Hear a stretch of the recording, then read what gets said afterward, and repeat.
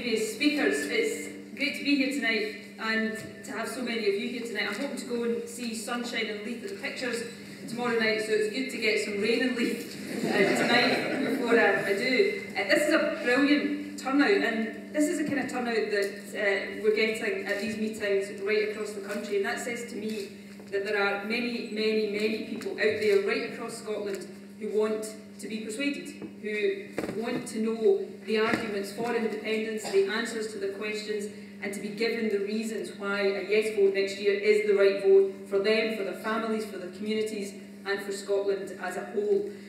I'm pretty sure that despite the instruction earlier on, there are some committed yes voters in the hall right now. And I just want to say a big thank you to all of you. There's lots of people working really hard right around Scotland to make sure that we do get the yes vote we're working for next year. You're involved in something really special, really precious, the chance to persuade your fellow Scots to reclaim our independence, to make this small corner of our planet equal and independent, and to put forward a positive vision to convince people that that's the right thing to do. That's a very, very special thing to be involved in, so thank you to those who are campaigning hard for that. But I'm guessing a lot of you here tonight are not in that camp. A lot of you here tonight are undecided. You haven't made your minds up yet. There might even be a few people here tonight who think that they're going to vote no, that if they were asked to vote tomorrow, probably would vote no. So you're the people really, the undecideds and the no voters that I still hope can be brought over to the yes side. You're the folk that I want to address my remarks principally to this evening. Because I speak to lots and lots of people on a weekly basis right around the country, and I know there are a majority of people in this country who can be persuaded to vote for independence. Many of them already are there in their hearts, but they want their heads to be convinced as well. And that's our job in the Yes campaign, is to get round as many places, talk to as many folk as possible to persuade them that this is the right thing to do. I mean, I'm talking to people, I use taxis a lot around Glasgow to get me to be around my constituency, and every single taxi driver I speak to asks me about independence, and I found this surefire way of, within the first 30 seconds, categorising them into either the yes or the no camp. If they're yes, they say to me, we're going to win this referendum, Nicola. And if they're no, they say, are you going to win this referendum, Nicola? So that's the rule. But everybody wants to talk about this, and that's great. Apart from what side you're on, that's brilliant for Scotland, that so many people are interested in the future of the country, are thinking about it, want to talk about it, and want to hear the arguments. But the things people ask me when I'm speaking to them, they kind of fall into three categories. They want to know we can afford it. They want to know we can stand on our own 2 feet, that we're able to be independent. And then secondly, they'll say, what about all these things that we might quite like about Britain?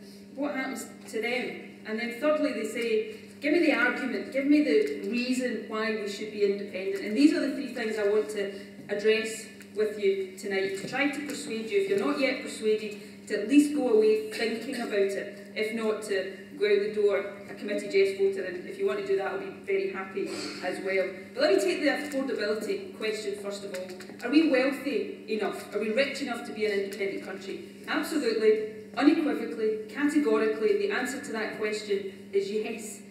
We're one of the wealthiest countries on the planet.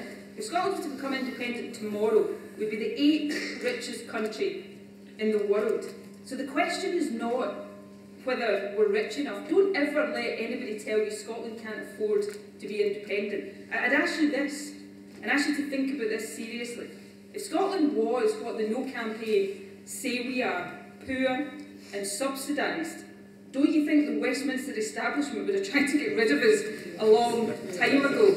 So don't let anybody tell you Scotland can't afford to be independent. For me, the question is not, can we afford to be independent?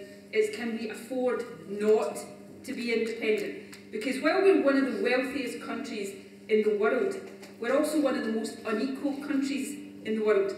We've got one of the highest rates of child poverty anywhere in Europe, probably anywhere in the world. And I don't know about you, but I don't think that combination, being one of the richest countries in the world, but having so many kids living in poverty, is an argument for staying as we are. That is an overwhelming argument to change things as they are and find a way of doing things better.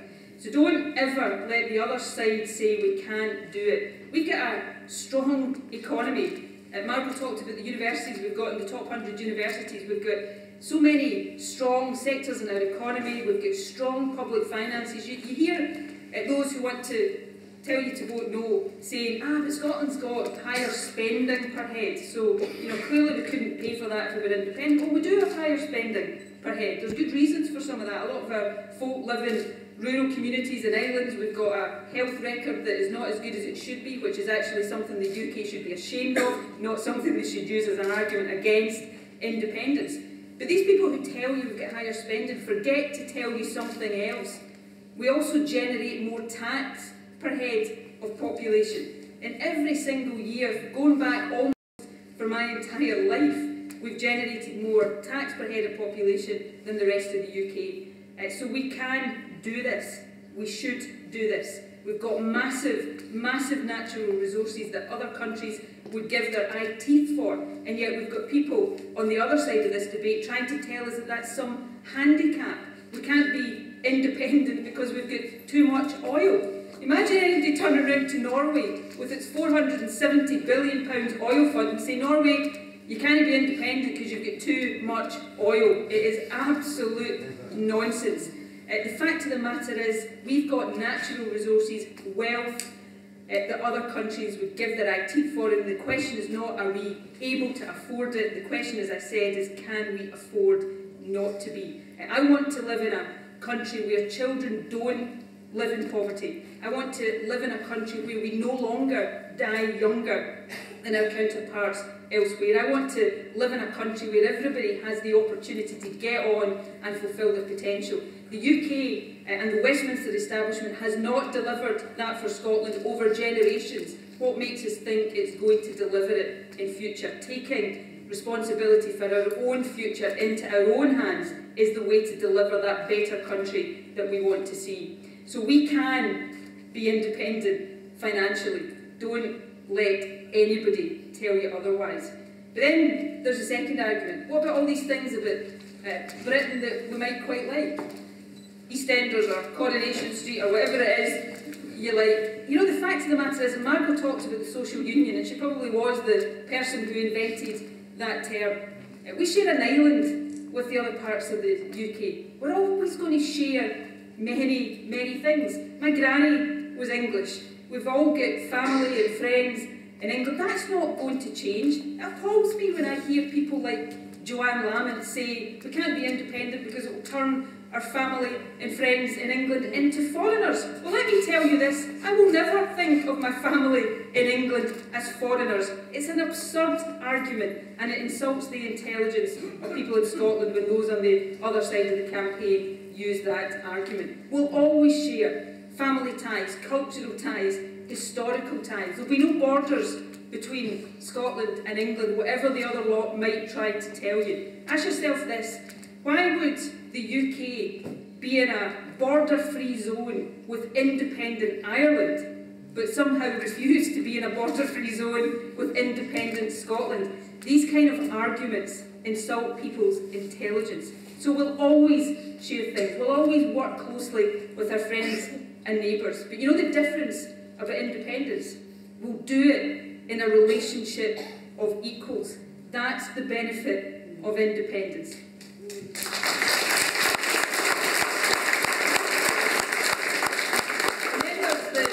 Then there's the biggest argument of all, why should we do this? And you've heard some very compelling arguments from the previous speakers. But the first argument I want to make for independence is the obvious one. Independence is normal. It's what most other countries do. If you went to most other countries in the world and transplanted the debate we're having now into those other countries, they would wonder what you were talking about. Independence is what they take for granted. There's something like 150 countries become independent since the end of the Second World War, in different circumstances, with different characteristics.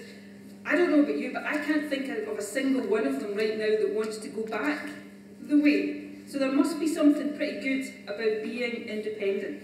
Independence is about taking charge of our own destiny, it's about taking charge of our own future, it's about making sure that decisions that affect our country, that affect each and every one of us, our families, our communities, future generations, are taken here in Scotland. You know, the 4 speakers tonight are all here because we all will vote yes next year, and we want to convince you to vote yes. We believe Scotland should be independent. But we've got different views and a whole range of different things. But with independence, the decisions in all of these things will be down to you and everybody else in Scotland. They won't be imposed on us by governments that we don't vote for, because that's what Scotland gets right now far too often. You know, I'm 43 years old. Not once in my life has Scotland voted Tory. Not once have the Tories won a majority of seats in Scotland or anything like it. But for more than half of my life, we've been governed by a Tory Prime Minister. That is a democratic outrage that that should be the case. So with independence, look at the governments we vote for. That might be SNP, it might not be SNP. The fact of the matter is, it's people in Scotland who will decide. And we get the chance to decide things. And you know, that's something we've proven already the success of, because we've got our own parliament that's in charge of some things. So we decide for ourselves the future of our health service, we decide for ourselves our education system. And because we are independent already when it comes to our health service, we can protect our health service from the privatisation that we're seeing south of the border. Our health service is, and I hope it always will, be a public asset, not up for sale by a Tory government.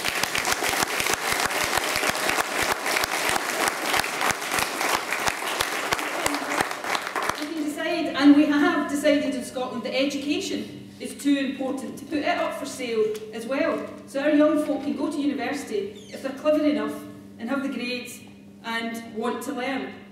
They don't have to worry about whether their parents are rich enough to afford the £9,000 a year fees, because we believe education is a precious, precious thing and people shouldn't be priced out of education. So these are the things we have achieved with the limited independence that we have. If we win our independence next year and we become responsible for the welfare system, we'll be able to do things like get rid of the horrible, iniquitous, pernicious bedroom tax that is penalising thousands of people. And if there is an SNP government, we'll get rid of that bedroom tax as one of the first things we do with independence. If we're independent on defence, we will be able to stop spending obscene amounts of money on obscene weapons of mass destruction, because we'll be able to get rid of Trident nuclear weapons from the Clyde and invest in the kinds of things that are a real priority for our country. So these are the benefits of independence. The big benefit of all of independence is having our own future in our own hands. So we can afford it. It's not turning our back on our friends elsewhere. It's about being equal in a relationship of equals. And the overwhelming, powerful reason is to make sure we're in charge of our own future, that we don't have to sit back and hope that people in England vote the right way. Joanne Lamont stood up in the Scottish Parliament last week at First Minister's questions against Alex Salmond, asking him about the bedroom tax. And she pretty much said, in terms, I'm not really paraphrasing too much here, that the way to get rid of the bedroom tax is to hope or plead with people in England to vote Labour, and then hope that Labour keeps their promise, which on their track record you can't guarantee. Well, I don't think that's the way to get rid of the bedroom tax in Scotland. The way to get rid of the bedroom tax in Scotland is to take the powers ourselves to get rid of the bedroom tax. That's the difference between the status quo and independence.